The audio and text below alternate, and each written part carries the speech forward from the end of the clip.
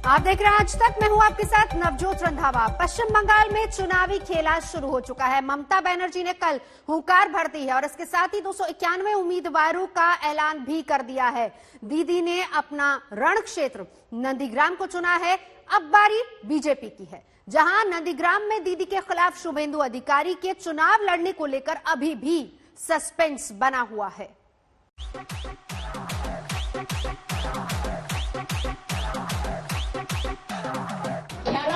দেখা হবে জেতা হবে।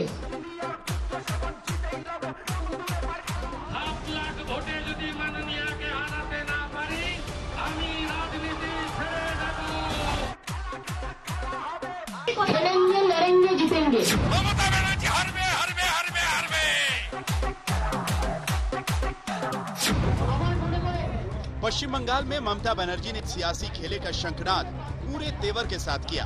दीदी ने अपने 291 योद्धाओं का ऐलान किया और खुद के लिए उस नंदीग्राम के मैदान को चुना, जहां से दीदी के सियासी उदय की कहानी शुरू हुई थी। আমি নন্দীগ্রামে লড়ছি। আমি যখন কথা দিই কথা রাখি, কিন্তু এবারে আমি ভবানী ভুক্তা আমার সহকর্মী শোভনদেব চট্টোপাধ্যায়, তার বাড়ি এখানে, তিনি বক্সিং ক্লাব থেকে শুরু করে এ পাড়ায় মানুষ হয়েছেন। আমি নন্দীগ্রাম থেকেই দাঁড়াবো। पश्चिम बंगाल की महाभारत का कुरुक्षेत्र अब नंदीग्राम बन चुका है, जहां से तय होगा कि बंगाल के सिंहासन पर कौन बैठने वाला है। 10 तारीख को दीदी नंदीग्राम से पर्चा दाखिल करेंगी, तो वहीं 11 तारीख को महाशिवरात्रि के दिन ममता बनर्जी नंदीग्राम के मंच से हुंकार भरेंगी।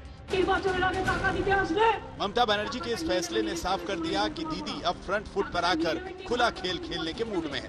पहले ममता के 2 सीटों पर चुनाव लड़ने की अटकलें थी, लेकिन दीदी ने अपनी पारंपरिक सीट भवानीपुर से चुनाव न लड़ने का ऐलान किया, जिसकी जिम्मेदारी अब शोभनदेव चट्टोपाध्याय को सौंपी। আমি নন্দীগ্রামে মমতা বন্দ্যোপাধ্যায়কে হারাবো। আপনারা নিশ্চিত থাকুন, হারাবো আমি আমাকে দল প্রার্থী করলেও হারাবো সরাসরি, অন্য কাউকে প্রার্থী করলেও আমি পদ্ম ফুল ফুটাবো, দায়িত্বটা আমার। ममता ने जिस सेनापति शुभेंदु को नंदीग्राम की कमान सौंपी थी, आज वो बंगाल में बीजेपी का बड़ा काट है। ऐसे में सवाल खड़ा होता है कि क्या बीजेपी नंदीग्राम से शुभेंदु अधिकारी पर दांव खेलेगी, जिसका ऐलान अगले कुछ घंटों में हो सकता है। बीजेपी की बंगाल चुनाव पर हुई कोर मीटिंग में सबसे ज्यादा माथापच्ची नंदीग्राम को लेकर ही हुई, जहां एक बार फिर शुभेंदु अधिकारी ने नंदीग्राम से चुनाव लड़ने की बात कही। वहीं दावा किया कि वो ममता को कम से कम 50,000 वोट से हराएंगे, लेकिन अभी बीजेपी ने अपने पत्ते नहीं खोले।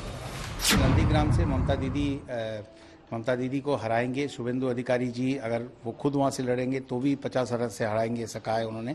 अगर कोई और किसी और को भी टिकट मिले तो भी उसी को भी 50,000 से जीत मिलेगी। शुभेंदु अधिकारी वहाँ का भूमि पुत्र है, उन्होंने बात बता दी है।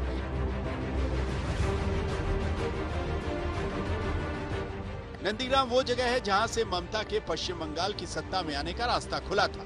किसान आंदोलन का गढ़ रहे नंदीग्राम से ममता की राजनीतिक जमीन को मजबूती मिली। साल 2007 में ममता बनर्जी का मां, माटी और मानुष का आंदोलन भी यहीं से शुरू हुआ था। 2011 में प्रस्तावित इकोनॉमिक जोन के खिलाफ किसानों की जमीन को बचाने के लिए ममता ने अभियान चलाया था, लेकिन जिस नंदीग्राम से ममता और शुभेंदु अधिकारी ने एक साथ जंग की शुरुआत की थी, उस अखाड़े में वो अब एक दूसरे के खिलाफ दंगल करेंगे। नंदीग्राम के संग्राम से ममता बनर्जी ने 34 साल के लेफ्ट शासन को उखाड़ फेंका था और सत्ता के शिखर पर पहुंची थी। नंदीग्राम भले ही ममता का गढ़ रहा हो, लेकिन शुभेंदु अधिकारी की यहाँ तूती बोलती है। साल 2016 में हुए विधानसभा चुनाव में शुभेंदु अधिकारी ने सीपीआई के अब्दुल कबी को यहाँ से मात दी थी। शुभेंदु के दबदबे का अंदाजा इस बात से लगाया जा सकता है कि उन्हें 66.79% वोट मिले। वहीं दूसरे नंबर पर रहे अब्दुल कबी को 26.49% लोगों ने वोट दिया। जीत का अंतर 40% यानी 81,230 का था। वहीं बीजेपी को यहाँ सिर्फ 5.32% ही वोट मिले। साफ है टीएमसी के साथ शुभेंदु के तड़के ने नंदीग्राम में कई रिकॉर्ड तोड़े, लेकिन अब समीकरण बदल चुका है। शुभेंदु बीजेपी के साथ है, ऐसे में बीजेपी के सिर्फ 5% वोट बैंक को जीत में बदलना और सामने ममता बनर्जी का उम्मीदवार होना किसी चुनौती से कम नहीं होगा। कोलकाता से पौलमी साहा, इंद्रजीत कुंडू, अनुपम मिश्रा के साथ आज तक ब्यूरो। बंगाल की लड़ाई में इस बार राजनीतिक मुद्दों के साथ साथ पूजा भक्ति के रंग भी देखने को मिल रहे हैं। बीजेपी नेताओं के मंदिर दौरे के दबाव में ममता बनर्जी भी अब मंदिर मंदिर पूजा पाठ करती नजर आ रही हैं। जय श्री राम, जय जय श्री राम। হিন্দু মুসলমানের শুধু ভাগ করে তাই নয়, হিন্দু মুসলমান শিখ খ্রিস্টান শিডিউল কাস্ট শিডিউল ট্রাইব সবাই সবাই ভাগ করে দেয়। इस बार 200 सीटों से ज्यादा सीटों के साथ भारतीय जनता पार्टी की सरकार बनने जा रही है। तृणमूल आएंगे, तृणमूल आए, तृणमूल जीतेंगे, तृणमूल जीतेंगे, तृणमूल जीतेंगे।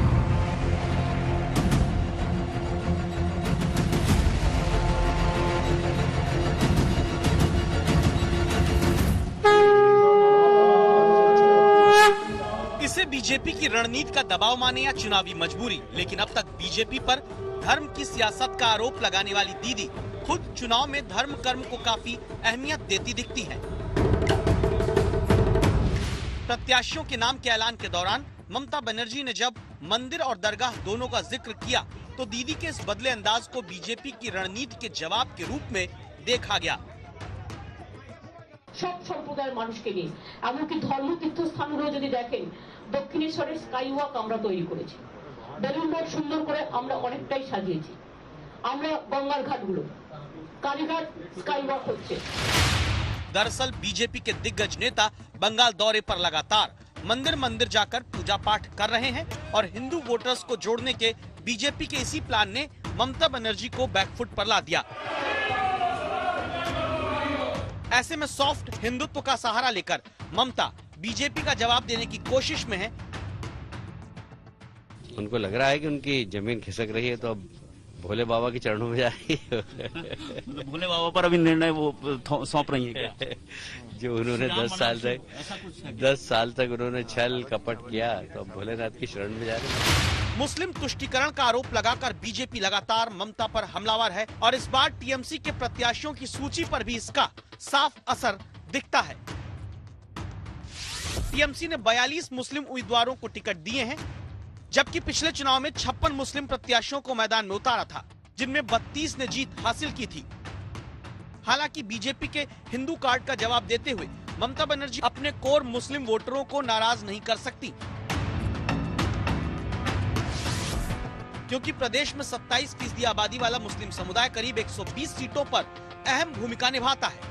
मुर्शिदाबाद, मालदा, उत्तरी दिनाजपुर, बीरभूम और दक्षिण 24 परगना जैसे जिलों में मुस्लिम वोट जीत हार तय करने की स्थिति में है। लिहाजा अपनी प्रेस कॉन्फ्रेंस में ममता बंगाल में मुस्लिम सियासत का सबसे बड़ा केंद्र बने फुरफुरा शरीफ का जिक्र करना नहीं भूली। ফুরফুরা শরীফ থেকে শুরু করে আমরা প্রচুর বেরিয়ার গ্রাউন্ড, মাঝি থান, জাহের থান থেকে শুরু করে জয়ঝুরার অনেক কাজ করেছি। তাই আমি সকলের কাছে আবেদন করব, ধর্ম বর্ণ নির্বিশেষে শান্তিপূর্ণভাবে কোভিড পরিস্থিতি মেনটেন করেও আপনারা দয়া করে নিজেদের ভোটটা নিজেরা দেবেন আর কোনো ভুয়ো প্রচারের কাছে কেউ মাথা নত করবেন না। साथ ही 2011 और 2016 के विधानसभा चुनाव की तरह इस बार भी ममता बनर्जी ने प्रत्याशियों के नामों का ऐलान शुक्रवार को ही किया। मिशन बंगाल में जुटी बीजेपी दलित आदिवासी समुदाय को भी अपने पाले में लाने के लिए जी तोड़ प्रयास कर रही है। उसकी सबसे ज्यादा नजर मतुआ समुदाय पर है, जिसके घर जाकर खुद गृह मंत्री अमित शाह खाना खा चुके हैं। बंगाल की 40 सीटों पर मतुआ समुदाय का सीधा असर है। 24 परगना, नदिया, दक्षिण 24 परगना के अलावा हुगली और कूच बिहार में इस समुदाय के काफी वोटर हैं। 26 जनवरी को बांग्लादेश के दौरे पर पीएम मोदी मतुआ समाज के धर्मगुरु हरिचांद ठाकुर जन्मस्थली जाएंगे। ऐसे में पीएम मोदी के इस दौरे को लेकर टीएमसी की बेचैनी बढ़ी हुई है। ये छोटी बुद्धि के बयान है। बांग्लादेश के लिए कल वो दिन बहुत महत्वपूर्ण दिन है, क्योंकि उनकी स्वतंत्रता के 50 वर्ष पूरे हो रहे हैं और इन 50 वर्षों के कार्यक्रम में, सेलिब्रेशन में हमारे देश के प्रधानमंत्री को उन्होंने बुलवाया है। ये हम सबके लिए गौरव की बात है। दलित आदिवासी समुदाय पर बीजेपी के प्लान का जवाब देने के लिए टीएमसी ने इस बार एससी और एसटी प्रत्याशियों की संख्या भी बढ़ा दी। टीएमसी ने इस बार 79 एससी जबकि 17 एसटी उम्मीदवार उतारे हैं। साफ है कि सत्ता की हैट्रिक जमाने के लिए ममता बनर्जी कोई भी ऐसा मौका नहीं छोड़ना चाहती जिसका फायदा उठाकर बीजेपी उन्हें मात दे सके। कोलकाता से पौलमी साहा, इंद्रजीत कुंडू, अनुपम मिश्रा के साथ आज तक ब्यूरो।